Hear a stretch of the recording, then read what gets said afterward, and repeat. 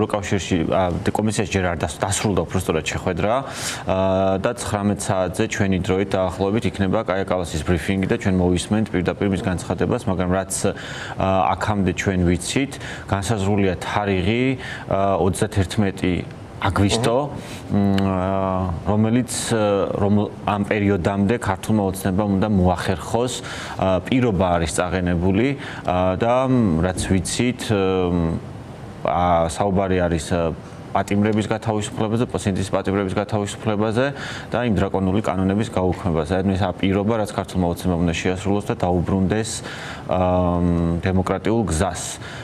სადღაც აგვისტოს შუა რიცხვებში იქნება პროგრესის რეპორტი, რითაც შეფასდება, რამდენად გაითვალისწინვა ქართულმა ოცნებამ ეს რეკომენდაციები.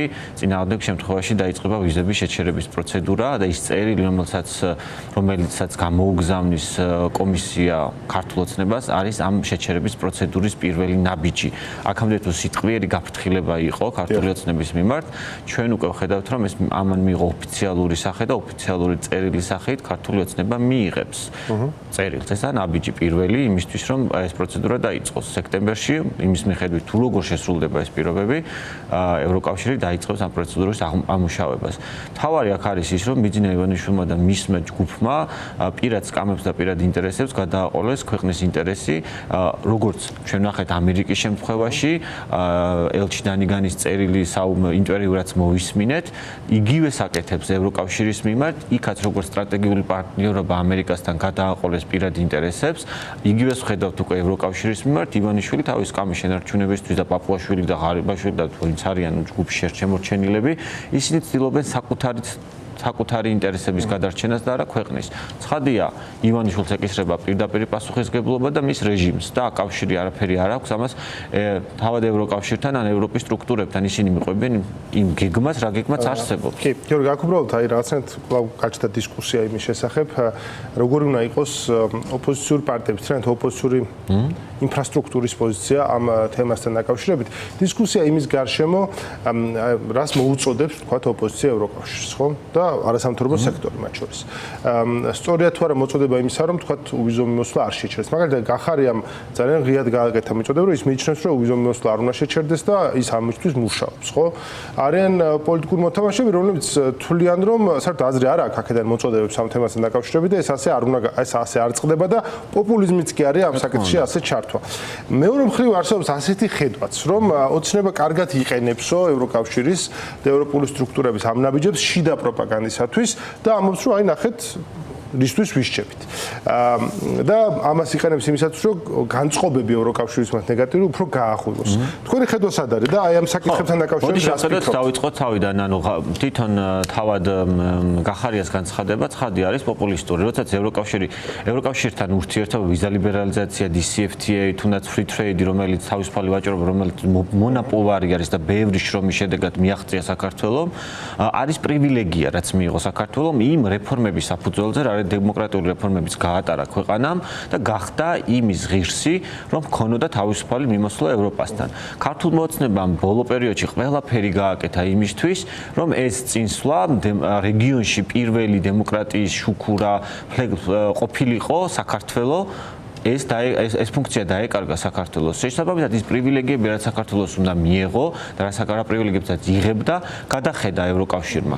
არ არსებობს ქვეყანა მსოფლიოში, რომელიცაც დიქტატორული სახელმწიფოები მართავენ, რეჟიმები მართავენ, არსებობს პოლიტიკური პატიმრები ქვეყანაში, მათ შორის პოლიტიკური ლიდერები არიან ციხეში, 500-მდე ადამიანი პროტესტით დროს იყო ნაცემი, ნაწამები და დღესაც ვუყურებთ რიგი ადამიანების წამებას, ბაჩიაშვილის ნაწამები არის, სწორედ პირადი ანგარიშწორების გამო ასეთ ქვეყანასთან ის პრივილეგიები აღარ არსებობს. შესაბამისად, გახარიამ რაც არ უნდა პოპულისტურად მოინდომოს ევროსტრუქტურებიდან დაგვენახოს და გითხრას, რომ ევროკავშირის ვიზების შეჩერებას ეწინააღმდეგება და ამისთვის იბრძვის, გახარიამ ჯობია იბრძოლოს იმისთვის, რომ რეჟიმმა ლეგიტიმაცია არ მიიღოს თვითმმართველობის არჩევნებში შესვლით. ეს ყოველთვის ახლა გავრცელდა ინფორმაცია, რომ გახარიამ გაავრცელა თავად, რომ ევროკავშირის მინისტერიალის შეხვედრის პარაგრაფშიო ქონდა შესაძლებლობა შეხვედროდიო პოლონეთის საგარეო საქმეთა მინისტრ რადოსლავ სიკორსკის და საქართველოს ნამდვილ მეგობარს, რათა განგვიხილა ჩვენი ქვეყნის პოლიტიკური კრიზისის გადაჭრის გზები და ხაზი გაუსვithო მათ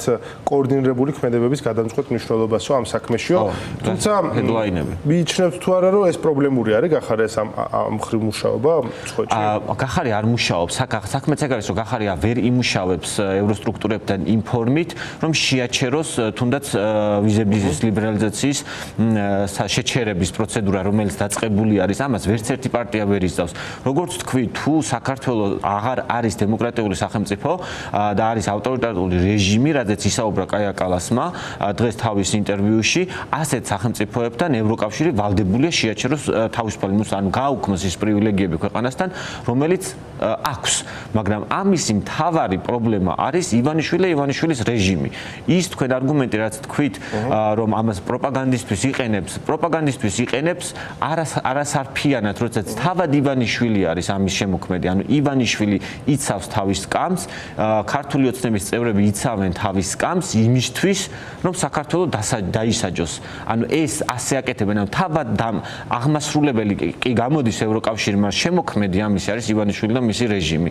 თუ ივანიშვილის რეჟიმი შეიცვლება, ან ისინი დაუბრუნდებიან დემოკრატიულ გზას, რომელიც უკვე აბსურდი არის, ამის აღარავის ჯერა რომ ივანიშვილი დემოკრატი გახდება ან მისი რეჟიმი, ან ცვლილებაზე გვაქვს საუბარი, ამ შემთხვევაში როგორც ევროკავშირთან აღდგება ურთიერთობები, ისე ამერიკასთან აღდგება ურთიერთობები, ამას ორივე სახელმწიფოს წარმომადგენელი ამბობს. დაუბრუნდი დემოკრატიულ გზას და განვაახლებთ ურთიერთობებს. ივანიშვილმა ყველანაირად ჩიხში შეიყვანა ქვეყანა და იზოლაციისკენ აყავს განწირული. ამ პირობებში მიიჩნევთ რომ გარდაუვალია ვიზო მიმოსვლის დაკარგვა აი მომავალ თვეებში, ხო?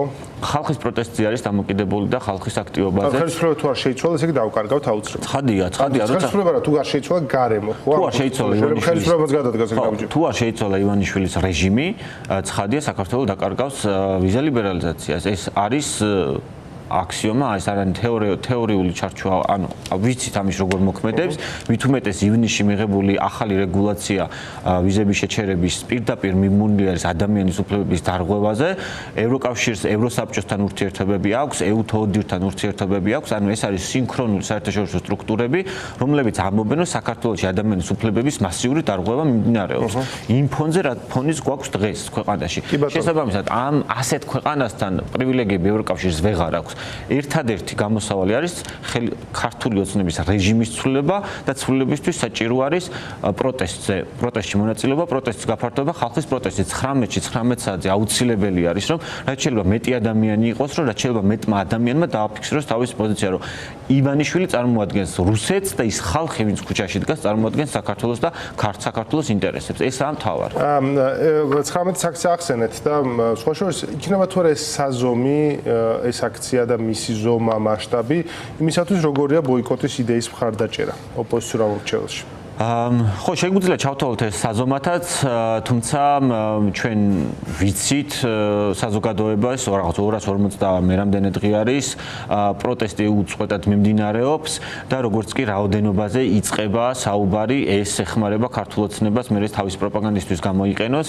ამიტომ მთავარია ჩვენ ვაჩვენოთ ჩვენი ძალა, იმ 8 პარტიის ერთობა, რომელიც შედგა სამწუხაროდ საბედისწერო შეცდომა დაუშვა აი წამომც და გახარიამაც და ლელომაც, როდესაც მათ ამ წინააღმდეგი წავიდნენ ამ ერთობის და მიყვებიან საბედისწერო როგორც თავის პარტიებისთვის, ისე ქვეყნისთვის, ეს რეზოლუციაშიც ჩაიწერა ჩვენი პარტნიორების მხრიდან, რომ სტატუს-კვო შენარჩუნებას დაეხმარება თვითმმართველობის არჩევნებში მონაწილეობა და სახალხო პროტესტიც ამიტომ არის, ამიტომ იკლო მათმა რეიტინგებმაც კვლევებში. შესაბამისად, მოლოდინი არის, რომ აქციაზე იქნება ბევრი ადამიანი და ბევრი ადამიანი დააფიქსირებს თავის აზრს ამ თემასთან დაკავშირებით და გარდა ამისა, ვიზების ლიბერალიზაციის საკითხიც უნისონში მოდის, რომ ჩვენ გვჭირდება მაქსიმალურად დავანახოთ ევროპას და ევროკავშირს, რომ ხალხი არ წარმოადგენს ივანიშვილის რეჟიმს. ივანიშვილი არის რუსული რეჟიმი, რომელიც ემსახურება მხოლოდ რუსეთის ინტერესებს. 19 აქცია არის ესეთი მსხვილი ნაბიჯი, ასე რომ ვთქვათ, პირველი იმ პოლიტიკური გუნდისგან, რომელიც შეიკრა ამ ბოიკოტის იდეის გარშემო, ხო? რა არის სხვა ნაბიჯები? საუბრობთ თუ არა ამასთან დაკავშირებით, იმიტომ რომ საარჩევნო კამპანია ნაცნობი პოლიტიკური მოვლენა არის, ადამიანები დადიან ბუკლეტებს, არიგებენ კამპანიას, ამბობენ რომ ხმა მოგვეწვდება და მიდიან ხმას აძლევენ მე. ბოიკოტის ამბავი ცოტა უცხო არის. ამიტომ თქვენ გონი ბევრი მუშაობა დაგჭირდებათ ამ ხრივ და ეს მუშაობა რას მოიცავს? გაქვთ თუ არა ამასთან დაკავშირებით ჩამოყალიბებული ხედვა?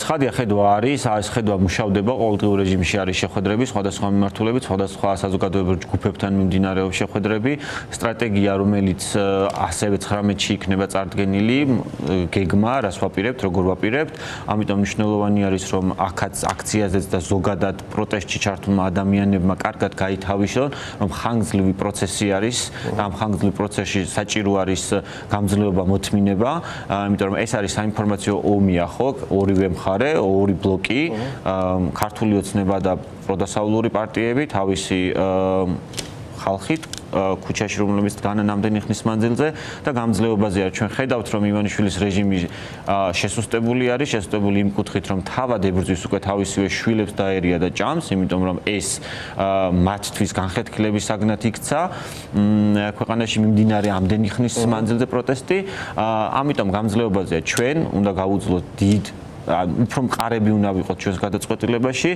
და უფრო მონდომებულები. ეს უნდა გამოჩნდეს და ეს უნდა ვაჩვენოთ 19-ში და ეს იქნება მთავარი ამოცანაც 19-ში ჩვენი აქციის დროს, საერთო სახალხო აქციის დროს 8 პარტიამ ეს შეძლო გაერთიანა. ანუ ეს თავისი პირადი ინტერესები, თავისი პირადი ეგოები ყველამ გადადო და დადგა ერთად. დადგა ერთად, იმიტომ რომ საჭიროა ძალა ვაჩვენოთ საზოგადოებას. არსებობს ეს იდეა, რომ აი პატა ბურჭულაძე ხშირად საუბრობს ხოლმე ამ თემის გარშემო, ლევან ხაბაიშვილი იყო ჩვენი სტუმარი, მან ხარი დაუჭირა ძალიან ამ იდეას, რომ 4 ოქტომბერი უნდა იყოს რაღაცნაირად პიკური ერთგვარი კლიმაქსი აი მთელი კამპანიისა, რომელსაც ჩაატარებთ ბოიკოტის იდეის გარშემო. თქვენც ასე ფიქრობთ, რომ 4 ოქტომბერს რაღაც უნდა მოხდეს, თუ ეს უფრო ასე ვთქვათ კრიზისის შენარჩუნების კამპანია იქნება, რომელიც საბოლოოდ რაღაც გარდატეხას მოიტანს, მაგრამ თარიღი არ იქნება დაკიდებული. ქართულ ოცნებას არ უნდა მიეცეს იმის საშუალება, რომ სტატუს-კვო შეინარჩუნოს. ან მას არ უნდა ჰქონდეს იმის განცდა, რომ საზოგადოება გაჩერდა, საზოგადოება ნელ-ნელა ეგუება, მათ შორის ბიზნესები, რომელსაც თავად ესხმის თავს უკვე, რომლებიც აქამდე გაჩერებულები იყვნენ, ან ეშინოდათ, ან ფიქრობდნენ, რომ ისინი ამ სიტუაციიდან გამოძვრებოდნენ, მაგრამ მათაც მოუწევთ ეს. დღეს თუ არა ხვალ თუ ეს სისტემა დარჩა და ეს რეჟიმი დარჩა და დასავლეთისგან იზოლირებულები აღმოჩნდნენ, ამ ბიზნესებსაც შეექმნება სერიოზული პრობლემები მოგვიანებით. ამიტომ მათ აქვთ საშუალება დღეს უფრო ღიად ჩაერთონ პროცესებში და მართონ ეს პროცესები იმისთვის, რომ ქვეყანა დარჩეს ევროპულ გზაზე და არა მარტო ევროპულ-ამერიკულ გზაზეც. ამიტომ მნიშვნელოვანი არის თუნდაც ნებისმიერი ქართველი, ვინც ამ აქციაში გვერდულად მიიღებს მონაწილეობას, ფინანსური იქნება თუ არაფინანსური იქნება და დაეხმარება პროცესს, ეს არის მთავარი ამოცანა და რაც შეეხება 4 ოქტომბერს, თუ ეს კლიმაქსი როგორც უწოდეს იქ მოხდება, შეიძლება კი ბატონო, არამედ არ გამოგვაჭირდებათ ამის დაგმოს არ ფიქრობ. ჩვენ ეტაპობრივად შევხედავთ, აი 19 აქციის მიხედვით ნახავთ როგორი მუშაობა უნდა წავიდეს, მაგრამ რაც დაზუსტებით ვიცით, ხალხთან კომუნიკაცია იქნება ფართო, არა მარტო თბილისში, არამედ რეგიონებშიც, იმიტომ რომ ქართულ ოცნებას არ უნდა შეძლოს ქართულმა ოცნებამ მარტივად ჩაატაროს არჩევნები. ეს ამ მთავარი ამოცანა. გასაგებია. მადლობა ძალიან.